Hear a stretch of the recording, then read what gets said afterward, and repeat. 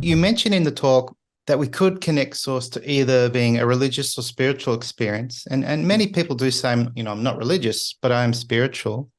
Can you touch Yeah. on the word spiritual and its Latin root as you did in your presentation? The inability to talk about God, the inability to talk about what is really most important in life. The language doesn't seem to be there, and it's or the language is there, but people don't use the language. And as you mentioned, the original word for spirit in Latin means breath.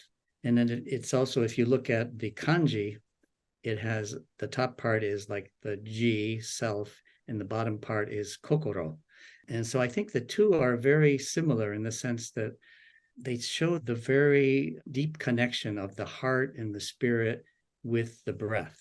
And so Mm, if you think of what is mindfulness, mindfulness to me is really simply bringing attention to our breath.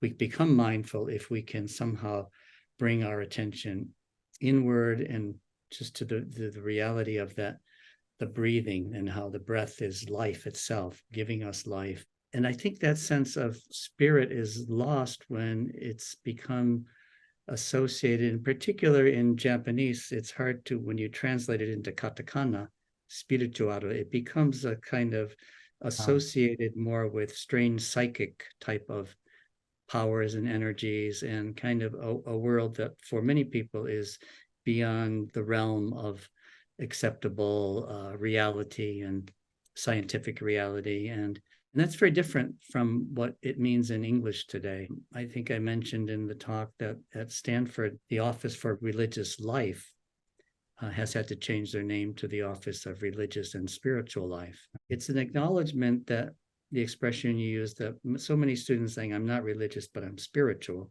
And it's the spiritual part, I think, means the search for meaning, the search for a purpose, the belief that that's the best way to live is if we truly believe that there is some kind of reason, meaning, purpose for our existence, and that there's a unique purpose for our existence, that we are all created for something special, unique, mm, and that no one lives the life that we live and no one is quite like us.